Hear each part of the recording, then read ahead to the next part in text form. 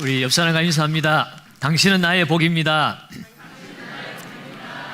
내가 당신의 복이 되겠습니다. 네. 우리는 살아가다가 벼랑 끝에 서는 것 같은 어려움을 만날 때가 있습니다. 더 이상 나아갈 길이 없습니다. 한 발자국만 더 나가면 추락하게 되어 있습니다. 이런 극단의 어려움을 만날 때에 내 힘으로 도저히 헤어나올 수 없는 극한의 환난에 처해져 있을 때에 우리는 어떻게 해야 할까요? 대체로 이런 경우를 만나면 사람들은 운명론에 자신을 맡기고 자포자기하는 사람들이 많이 있습니다. 자기 연민에 빠져서 팔자 타령만 하고 주저앉아 있기 일쑤입니다. 벼랑 끝에 앉아서 뭐라고 얘기합니까? 내까짓 게 뭐 할 수 있겠어? 처음부터 뭘 해보겠다고 시작한 내가 바보지. 나는 원래부터 운이 없는 사람이야. 나는 복하고는 상관이 없는 사람이야. 어쩌면 나는 태어나지 말았어야 좋았을 법한 인생이 아니었던가 하며 신세 한탄을 한다는 것입니다. 여러분, 그리스도인들은 이런 상황에 처해지면 어떻게 해야 될까요? 벼랑 끝에 서게 되는 그런 극단의 위험한, 또 좌절과 절망의 환경에 처해진다 할지라도 그리스도인은 포기하지 말고 좌절하지 말아야 합니다. 여러분, 내가 더 이상 할 수 없게 되었다는 것은 무엇을 의미합니까? 내가 할 수 없으므로 이제는 하나님이 하실 때가 되었다는 뜻이기도 합니다. 우리는 아무것도 할 수 없을 때 그제서야 하나님을 찾습니다. 나는 더 이상 할 수 없으니 하나님이 하셔야 됩니다라고 하나님을 의지하고 하나님께 맡기게 되어지죠. 바로 그 벼랑 끝에 섰을 때, 내가 할 수 없을 때, 나의 힘으로 되지 않을 때, 땅의 힘이 더 이상 힘을 쓸 수 없을 때 하늘의 힘이 역사하는 것입니다. 하늘의 힘으로 우리는 그 벼랑 끝에서 하늘을 날아오르는 놀라운 도약을 경험하게 되어지는 것이에요. 길이 없는 곳에서 하늘의 길이 열리는 경험을 하게 되어집니다. 그러면 여러분, 그리스도인의 벼랑 끝은 운명론에 빠져서 주저앉아 있을 것이 아닙니다. 하나님을 만나고 하늘의 힘으로 창공을 비상하는 자리가 되어야 하는 것이에요. 오늘 본문에 나오는 야베스가 그러한 삶을 살았습니다. 야베스는 저와 여러분들처럼 지극히 평범한 사람입니다. 아니, 어쩌면 저와 여러분들과 더 평범함보다 더 불행한 삶을 살았던 사람이었는지 모르겠습니다. 그런데 그는 그 불행한 환경 속에서도 좌절하고 절망하지 않고 운명론에 빠지고 자포자기한 삶을 산 것이 아니라 그는 적극적으로 그 벼랑 끝에서 하나님께 기도함으로 그 인생이 불행의 아이콘에서 행복의 아이콘으로 변화된 삶을 살았습니다. 특별히 여러분, 이 야베스라는 사람의 이 이름이 오늘 이 본문에서 처음 등장하고 있습니다. 이곳에서만 우리에게 그 정보를 알려주고 있습니다. 이 본문의 내용은 이스라엘 백성의 족보입니다. 그것도 유다 백성의 족보 중에 오늘 이 야베스가 소개가 되어져 있습니다. 그런데 여러분, 이스라엘 백성들 중에 유다 족속들 중에서도 유명한 제사장도 있고, 제사장은 레위 족속에 없겠군요. 왕도 있고, 뭐 그렇지 않겠습니까? 선지자도 나왔을 거예요.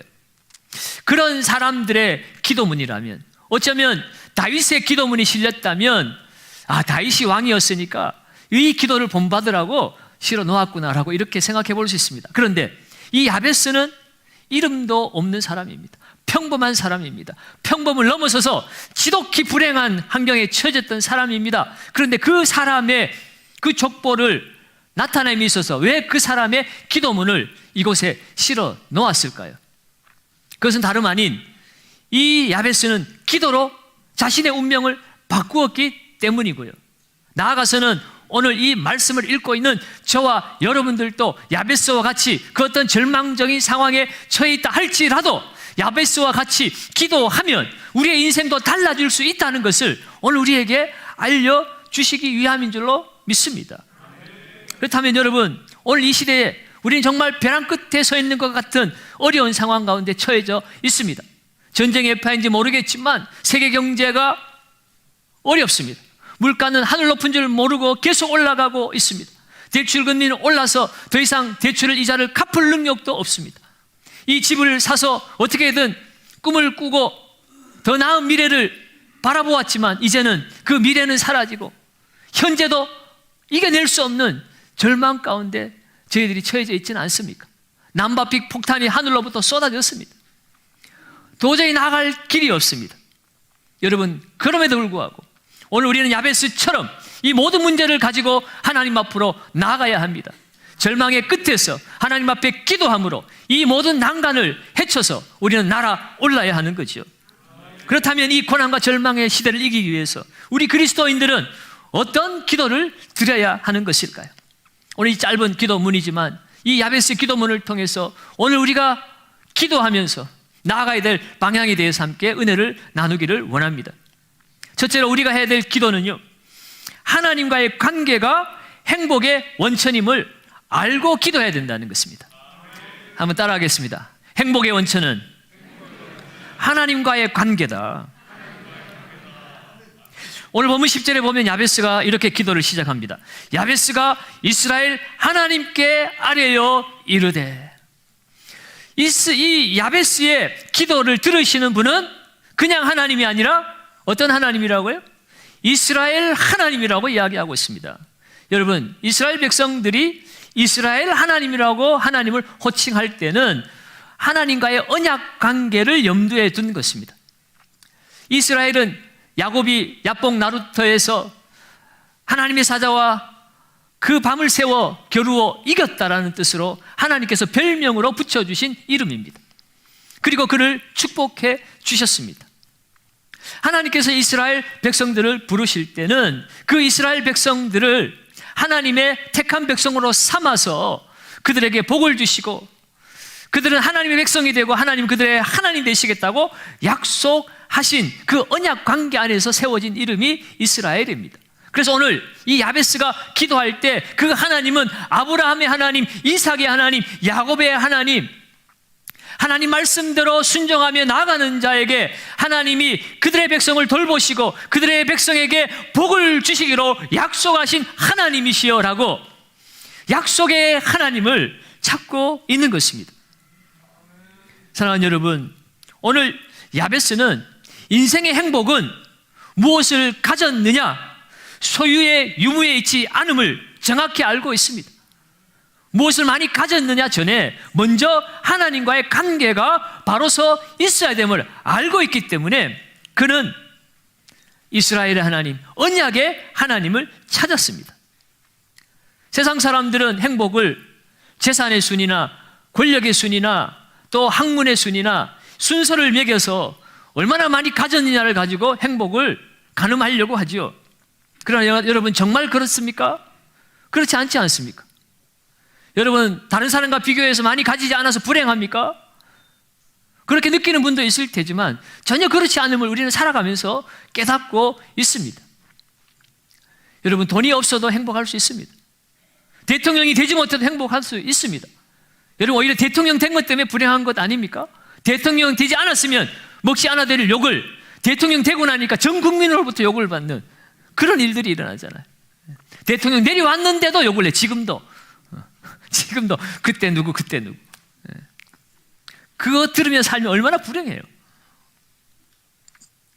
여러분, 진정한 복은 소유의 유무에 있지 않습니다. 하나님과 올바른 관계가 바로 정립되어질 때에 진정한 복을 누릴 수가 있습니다. 우리 지난 시간에 아브라함에게 복을 주시는 하나님을 우리가 함께 말씀을 통해서 은혜를 받은 것처럼 복을 주시는 분이 하나님이십니다. 복도 하나님의 명령에 순종해야 될 대상이에요. 그렇기 때문에 오늘 우리는 무언가를 얻기 위해서 발버둥 치기 전에 하나님과의 관계가 바로 서 있는가를 먼저 점검해 보아야 합니다. 하나님과의 관계가 바로 서 있으면 그 후에 우리가 이 땅에서 복이라고 여기는 물질도 권세도 인기도 명예도 자리도 따라오게 되는 것입니다. 필요하면 하나님께서 주시는 거죠. 그러면 여러분, 오늘 우리는 하나님과 올바른 관계 안에 있어야 됩니다. 그래야 그 주신 복을 잘 사용할 수가 있습니다. 하나님 우리를 복으로 삼으신 이유가 뭐라고 그랬습니까? 복을 쌓기 위해서요? 지난 시간에 우리가 말씀 은혜를 나눴잖아요. 복을 흘려보내기 위해서, 복을 나누기 위해서, 복의 통로로 하나님 우리를 부르셨어요. 복을 흘려보낼 때는 복이 빠져나가는 것 같지만 빠져나간다는 것은 복은 항상 우리한테 있다는 거죠. 계속해서 흘러나가면 또 흘러 들어오잖아요. 그러나 복을 쌓아놓은 그 복밖에 모릅니다. 그것이 썩어서 없어지면 그 다음에는 복을 누릴 수가 없어요. 여러분, 우리가 복을 받는 것은 그 복을 잘 사용하기 위해서입니다. 그래서 어떻게 잘 사용할 수 있습니까? 하나님과의 관계가 바로 서 있는 사람만이 하나님의 뜻을 알고 하나님의 뜻대로 그 받은 복을 사용할 수가 있습니다. 그러면 여러분, 복 받는 기도는요, 하나님께서 주신 약속 위에 굳게 서는 것이 복 받는 기도입니다. 나의 뜻을 관철시키는 것이 복 받는 기도가 아닙니다. 주의 뜻이 나를 통하여 이루어지기를 기도하는 것이 복 받는 기도예요. 나의 원대로 되어지는 것이 아니라 아버지의 기뻐하시는 선한 뜻이 나를 통하여 이루어지기를 기도하는 것이 진정한 복 받는 기도입니다. 특별히 오늘 이 야베스의 기도를 통해서 우리는 복을 구하여야 합니다. 이 복을 구한다는 것 때문에 사람들이 때로는 그 기복신앙 아니냐 이렇게 비판적 시각으로 바라보는 사람들도 있습니다. 물론 저도 그 기복신앙의 폐해에 대해서 여러분들에게 가르쳤죠. 그러나 여러분, 반복해서 말씀드리지만 복을 구하는 것은 잘못된 것이 아니에요. 그 주신 복을 하나님보다 더 사랑하는 것이 문제라는 것입니다. 사랑하는 여러분, 우리가 하나님과의 바른 관계 안에 서 있으면 무엇이든지 하나님은 구하라고 말씀하고 계세요. 마태복음 7장 7절에 구하라 그리하면 너희에게 주실 것이요, 찾으라 그리하면 찾아낼 것이요, 문을 두드리라 그리하면 너희에게 열릴 것이니 구하라 찾으라 두드리라. 제발 좀 기도해라. 니들이 악할지라도 자식에게 좋은 걸 줄 아는데 하늘 아버지께서 왜 구하는 너희들에게 좋은 것 주시지 아니하시겠느냐? 하나님은 주시려고 기다리시고 기도하라고 말씀하신 거예요. 여러분, 이 땅 살아가면서 우리가 승리하려면 여러분, 우리가 하늘의 복을 받아야 되지 않겠습니까? 우리가 높은 자리에 올라가기를 원합니까? 이름 높이며 살기를 원합니까? 그렇다면 다른 사람들보다 지혜가 있어야 되잖아요. 그렇다면 지혜를 구해야 되죠. 야고보 1장 5절에는 너희 중에 누구든지 지혜가 부족하거든 모든 사람에게 후히 주시고 꾸짖지 아니하시는 하나님께 구하라 그리하면 주시리라 그랬어요. 여러분, 여러분, 우리는 세상에서 영향이 있는 삶을 살기 위해서는 하늘의 지혜를 구해야 합니다. 복의 통로가 되어서 가난한 자, 병든 자를 돕기 위해서는 내게 뭔가 있어야 도울 수 있는 것 아닙니까? 하나님께 선한 마음을 주시면 그 선한 마음을 이룰 수 있는 힘을 주십시오. 물질이 필요하면 물질을 주십시오. 건강이 필요하면 건강을 주십시오 라고 우리는 기도해야 합니다. 사랑하는 여러분, 그러면 여러분, 오늘 우리는 하나님과 바른 관계에 서서 우리 하나님의 그 뜻을 따라 무엇이든지 구하시기를 바랍니다. 기복신앙이라고 하나님이 책망하지 않으세요. 기복이라도 안 하는 것이 문제지, 차라리 복이라도 달라고 기도하는 것이 기도 안 하는 사람보다 낫습니다. 기도하다 보면 깨닫을 때가 오겠죠. 아, 이게 내 욕심을 위한 기도인지 하나님의 뜻을 위한 기도인지. 기도하는 사람은 깨닫기라도 하지만 기도 안 하는 사람은 왜 예수 믿는지, 내가 왜 살아야 되는지도 모르고 그냥 흘러 살아가는 겁니다. 요한복음 15장 7절에 예수님께서 약속하셨습니다. 너희가 내 안에 거하고 내 말이 너희 안에 거하면 무엇이든지 원하는 대로 구하라 그리하면 이루리라. 무엇이든지 원하는 대로 구하라 그리하면 이루리라 그랬습니다. 내가 너희 안에 거하고 내 말이 너희 안에 거하면, 하나님과 바른 관계 아래에 서 있는 사람은 무엇이든지 구하라는 거예요. 물질 구한다고 해가지고 너 기복신앙 아니냐라고 하나님이 책망하지 않으신다는 거예요. 왜? 하나님과의 바른 관계 안에 서 있으면 물질이 필요해서 하나님 주시는 거죠. 바로 쓰도록 하나님 주시는 거죠. 준비된 자에게 주시는 겁니다. 지혜를 가지고 그 지혜를 어떻게 사용할까를 고민하고 기도한 사람에게 지혜를 주시고, 이 물질을 가지고 내가 어떻게 사용할까를 고민하고 기도한 사람에게 하나님이 물질을 주시는 것이지, 옆집에서 돈 많이 벌었다고 나도 돈 많이 벌어야 됩니다라고 기도해봐야 그 기도는 의미가 없는 거예요. 돈 많은 것은 오히려 우리에게 불행의 씨앗이 될 수 있습니다. 돈 많기를 기도하는 것이 아니라 내게 돈을 주시면 그 돈을 내가 어떻게 사용할 것인가, 하나님 앞에 구해야 되죠.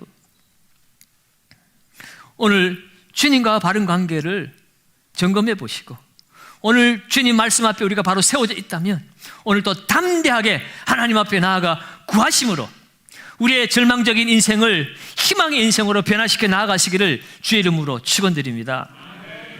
두 번째로 우리가 기도할 때는요, 문제의 상황을 보지 않고 하나님이 이루실 미래를 보며 기도해야 됩니다. 한 번 더 따라합시다. 문제의 상황 보지 말고 하나님이 이루실 미래를 보자. 네.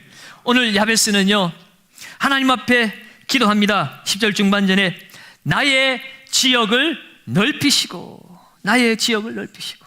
여러분, 이 지역은 문자적인 의미로는 땅입니다. 이스라엘 백성들이 가나안 땅에 들어가서 하나님 약속하신 그 땅을 분배받기로 하나님 앞에 이미 약속을 받았지요.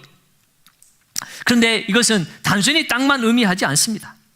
오늘 나의 지역을 넓혀달라는 것은 하나님의 계획 속에 나를 불러달라는 의미입니다. 하나님의 섭리 속에서 내가 더 많은 일을 할 수 있도록 내게 주어진 이 땅만 아니라 이 땅을 더 넓혀 주십시오라고 기도하고 있어요. 다시 말해서 내 인생의 지경이 넓혀지기를 원합니다. 내 삶의 영향력이 넓혀지기를 원합니다. 내가 더 많은 사람 돕기를 원합니다. 더 많은 사람을 옳은 길로 인도하기를 원합니다. 이 땅만 바라보지 않고 살게 하여 주옵소서. 하나님이 앞으로 펼쳐가실 미래를 내가 보게 하여 주옵소서. 여러분, 지금 이 기도를 드리는 야베스의 인생의 폭은 너무나 좁았습니다.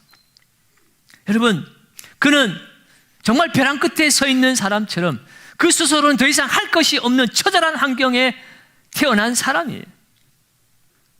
야베스는 유다 지파에 속한 사람이었지만 그야말로 이름나지 않은 사람이었습니다. 그 형편도 좋지 못했습니다. 오늘 9절에 보면 그가 이름을 그의 어머니가 지어주었다라고 기록하고 있어요. 여러분, 우리나라도 그렇지만 유대인들은 아이를 낳으면 그 아이의 이름은 아버지가 지어주게 되어 있습니다. 그런데 오늘 이 야베스가 태어났을 때 그 이름을 어머니가 이름을 지었다는 것은 이 아이가 태어나기 전에 아버지가 소천하신 거예요. 유복자로 태어난 것입니다. 여러분, 지금도 그렇지만 이 유대 세계에서, 고대 세계에서 여러분 성경 안에 보면 고아 가부가 가장 약한 자로 그렇게 취급받지 않습니까? 아버지를 여의고 정말 어려운 형편에 그가 태어났습니다. 얼마나 어려운 형편이었을까? 여러분, 그의 이름을 통해서도 우리가 유추해 볼 수가 있습니다. 여러분, 이 야베스라는 이름의 뜻은 슬픔, 수고라는 그런 뜻을 가지고 있어요. 여러분, 오늘 이 어머니가 자식을 낳고 얼마나 슬펐고 얼마나 고통스러웠는지 자식의 이름을 슬픔이라고 고통이라고 지어버렸어요. 아무리 힘들고 어려워도 자식의 미래만큼 잘 되기를 바라는 마음으로 정말 멋있는 이름, 멋진 이름을 지어주고자 하는 것이 부모의 마음인데, 이 어머니는 그런 꿈을 꾸기조차 어려울 만큼 너무나 힘들고 어려운 상황 가운데 이 야베스를 낳은 것입니다. 오죽했으면 자식의 이름을 고통이다, 슬픔이다 라고 지을 수밖에 없었겠습니까?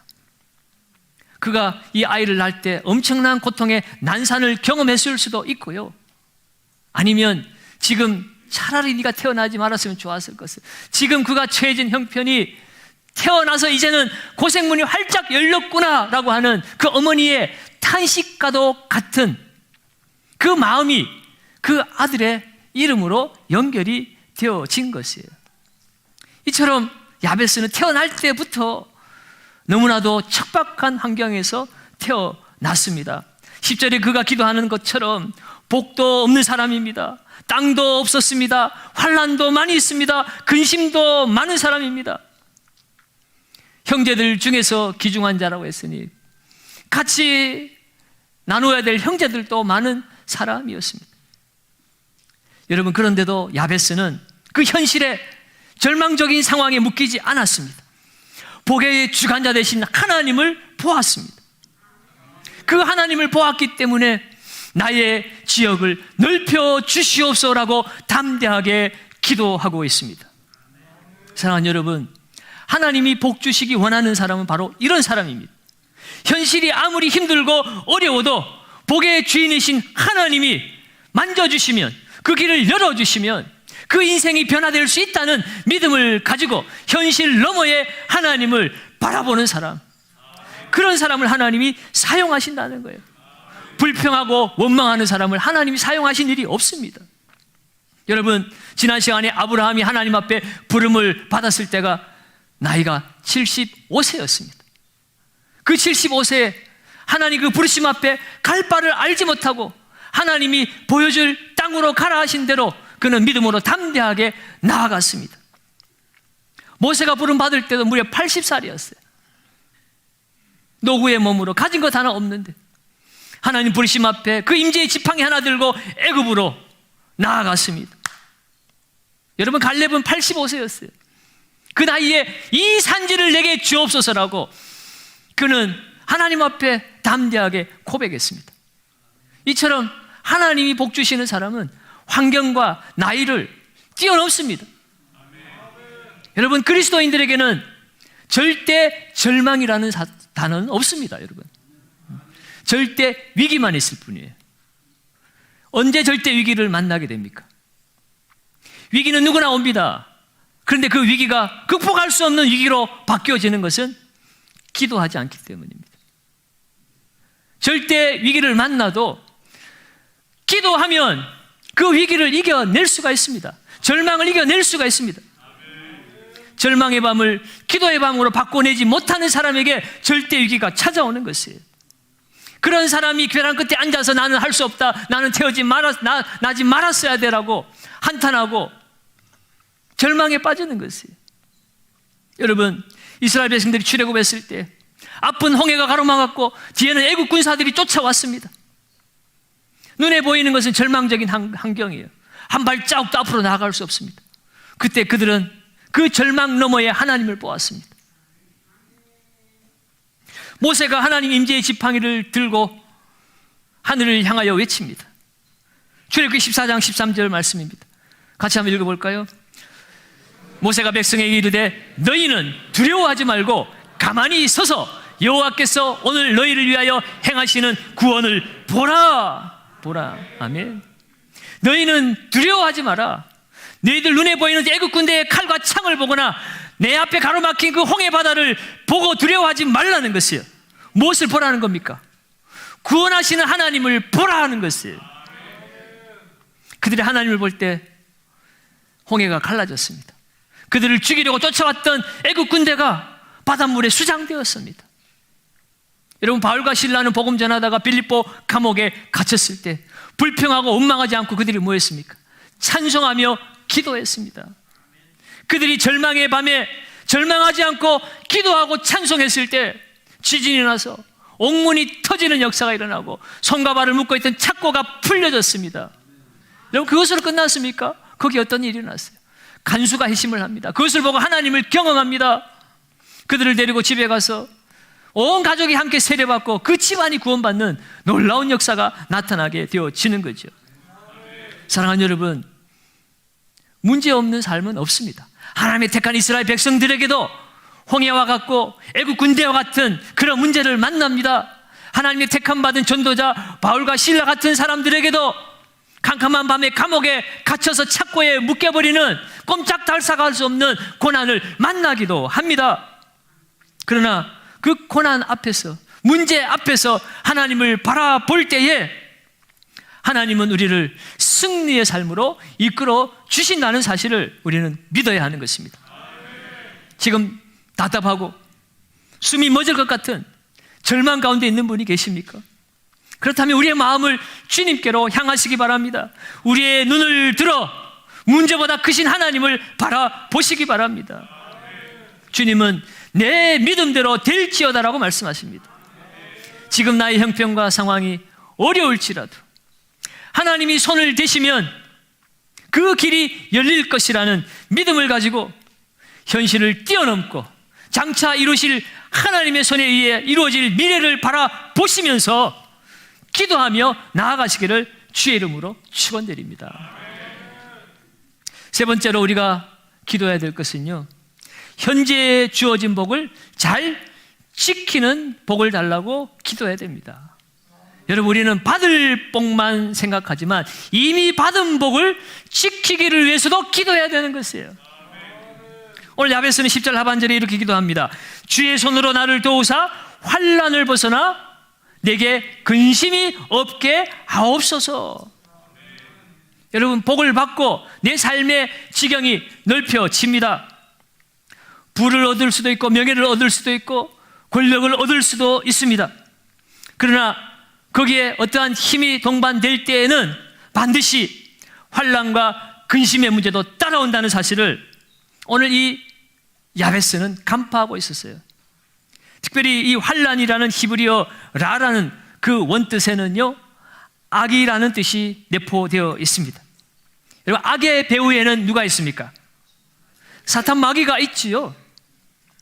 마귀가 주는 시험과 유혹들이 오늘 하나님을 바라보며 살아가는 사람들에게 늘 상존하고 있다는 것을 우리는 잊지 말아야 한다는 것입니다.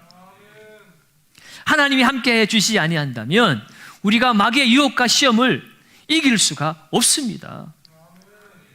복을 받아서 그 복을 지키지 못해서 원수 마귀의 시험과 유혹 앞에 단숨에 쓰러져 나사빠지는 인생들이 얼마나 많습니까? 잃을 것이 없을 때는 불편하기는 하지만 마음은 편안합니다. 평안합니다. 잃을 것이 없으니까. 그런데 좀 가져보세요. 그거 지키려고 몸부림칩니다. 지킬 뿐만 아니라 더 한번 불려보려고 더 욕심을 내게 마련이죠. 그러다 보면 불법을 저지르게 됩니다. 그리고 나서는 자기 합리화 시켜버리죠. 여러분, 우리도 하나님의 백성이라고 말하면서도 그 받은 복을 지키지 못했을 때는 불법을 저지르고 그것을 합리화시키면서 원수 마귀의 시험과 악에 우리는 빠져들어갈 수 있다는 것입니다.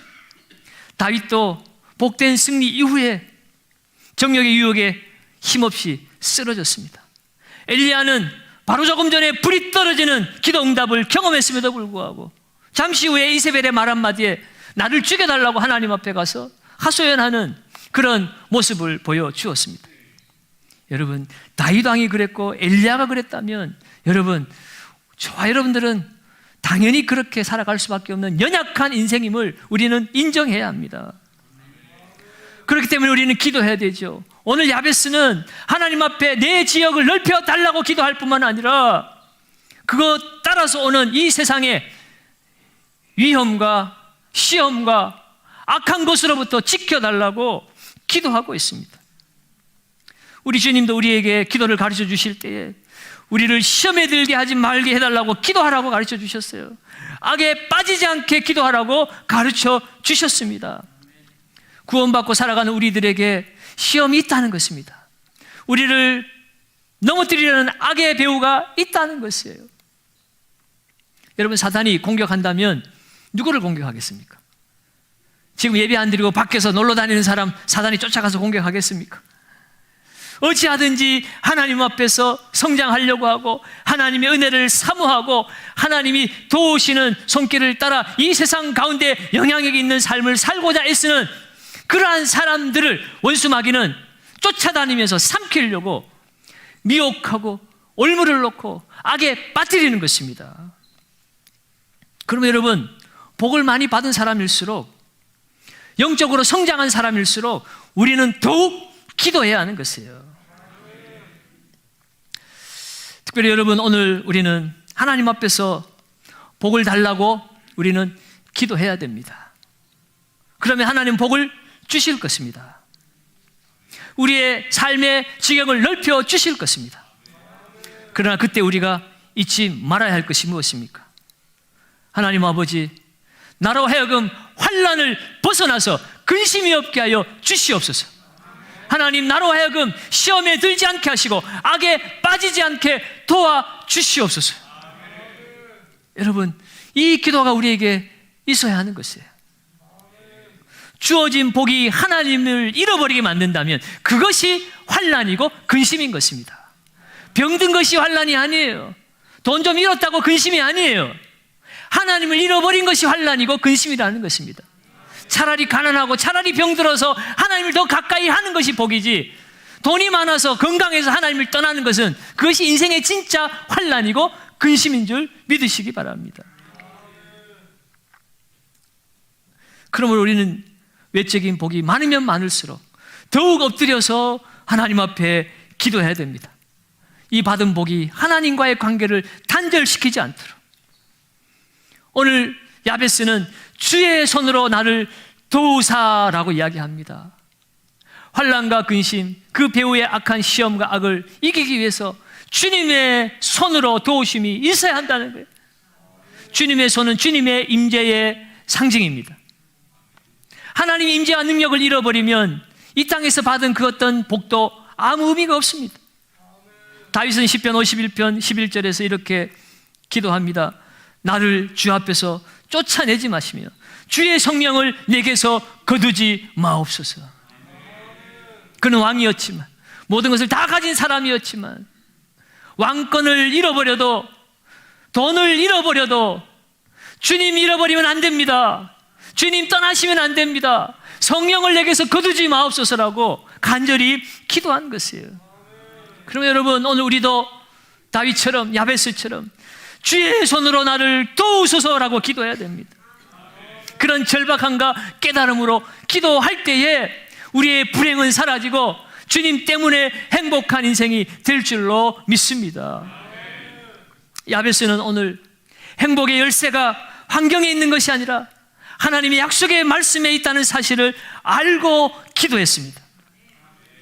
그 기도에 오늘 본문의 말씀은 하나님이 그 구하는 것에 허락하셨더라. 저와 여러분들의 기도에도, 저와 여러분들의 기도에 하나님께서 허락하셨더라. 이 놀라운 기도 응답의 역사가 나타나시기를 주의 이름으로 축원합니다. 그 결과가 어떻게 되었습니까? 오늘 보면 9절에 보면 야베스는 그의 형제보다 귀중한 자라라고 이야기합니다. 세상에 많은 사람들이 있지만, 많은 형제 친족들이 있지만, 많은 유다 족속들이 있지만, 많은 이스라엘 백성들이 있지만, 그 중에서 야베스는 귀중한 자가 되었다는 것입니다. 하나님 앞에 존귀한 자요, 사람들 앞에 존귀한 자가 되었다는 것이에요. 그가 가진 영향력 때문에, 그가 가진 돈 때문에, 그가 가진 권세 때문에 아닙니다.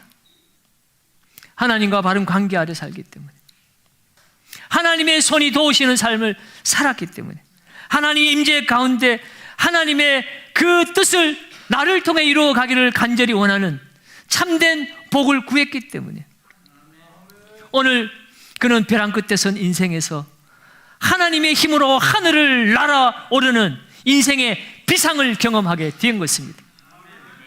오늘 저와 여러분들 가운데도 야베스처럼 앞이 캄캄하고 노력해도 헤어나오지 못할 것 같은 벼랑 끝에 몰려있는 분들이 계십니까? 그러나 그 벼랑 끝은 하나님을 만나는 자리입니다. 기도로 하나님 앞에 나아가십시오. 그곳에서 성령의 바람을 타고 하늘길로 나아가시기를 바랍니다. 우리의 과거가 어떻든 상관없습니다. 내 불행한 환경이 어떠하든 상관없습니다. 어떤 부모를 만났는지, 어떤 남편과 아내를 만났는지, 어떤 자식을 두었는지 상관없습니다. 지나간 것은 지나간 것이고요, 오늘이 중요한 거예요. 오늘 좌절하지 않고 포기하지 않고 표대를 향하여서 내게 응답하실 그 주님 앞에 나아가 엎드려 기도하면 하나님이 이루실 줄로 믿습니다. 빌립보 4장 6절 7절에 뭐라고 얘기합니까? 아무것도 염려하지 말고 다만 모든 일에 기도와 간구로 너희 구할 것을 감사함으로 하나님께 아뢰라. 염려하지 마라, 근심하지 마라, 두려워하지 마라. 하나님 앞에 기도하고 간구해라. 그리하면 모든 지각에 뛰어난 하나님의 평강이 그리스도 예수 안에서 너희의 마음과 생각을 지키시리라.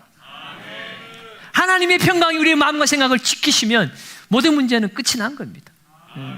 하나님이 행하실 것입니다. 하나님이 만지시고 하나님이 응답하시면 모든 문제는 해결되어지고 우리를 통하여 이루실 하나님의 놀라운 복 있는 삶이 우리를 이끌어가게 될 줄로 믿습니다. 이제 27일부터 50일 기도학교가 시작이 됩니다. 우리의 문제를 가지고 하나님 앞에 나아가서 기도하시기 바랍니다. 그곳에서 불행의 문을 닫고 행복의 문을 여시기 바랍니다. 하나님을 경험하면 하나님께서 우리의 삶의 문제를 바꾸어 주실 줄로 믿습니다. 나는 문제가 없어서 기도하지 않아도 된다라고 하는 사람들이 있습니까? 잠언 16장 9절에 이런 말씀이 있어요. 사람이 마음으로 자기의 길을 계획할지라도 그 걸음을 인도하시는 이는 여호와시니라. 일이 잘 되고 있습니까? 준비가 철저하게 되었습니까? 계획표대로 이루어져 가고 있습니까? 그러나 언제 어떤 변수가 우리의 삶에 나타날지 모르는 거예요. 언제 전쟁이 터질지, 언제 유가가 급등할지, 언제 내 건강이 무너질지 우리가 어떻게 알 수 있습니까? 그런 연약한 인생이기 때문에 완벽하게 준비되었을지라도 내 걸음을 인도하시는 분은 하나님이심을 인정할 때 우리는 기도해야만 하는 것입니다. 사도 바울도 세계 비전의 그 놀라운 꿈을 꿨습니다. 땅끝까지 가서 복음 전하려고 하는 그 꿈을 가지고 기도했습니다. 여러분, 예수님도 이 땅에 구원 사역을 이루기 위해서 주님은 때가 날 때, 시간이 날 때마다 기도하면서 그 사명을 이루어 갔습니다. 우리는 바울도 아니고 예수님도 더욱 아니잖아요. 예수님도 사도 바울도 많은 믿음의 사람들이 그 부르심에 응답하기 위해서 어찌하든지 기도의 자리로 나아갔습니다. 그렇다면 연약한 우리들은 더욱 말할 것도 없습니다. 사랑하는 여러분, 이번 기도 학교를 통해서 기도를 배웁시다. 기도가 습관이 되기를 바랍니다. 기도의 응답을 체험하기를 바랍니다. 믿음 좋은 사람들 많이 체험하는 기도 응답이 아니라 나도 야베스같이 평범하고 평범함을 넘어서서 지극히 불행한 인생일지라도 기도하는 자에게 응답하시는 하나님을 우리가 경험함으로 우리도 행복하다고 말할 수 있는 저와 여러분들이 되시기를 바랍니다. 특별히 샬롬 축복 전도와 또 이 50일 기도 학교를 통하여서 말씀과 기도로 영혼 구원하는 일에 하나님의 손이 도우시는 역사를 경험하며 행복한 삶을 살아가시는 저와 여러분들 되시기를 예수님의 이름으로 축원드립니다.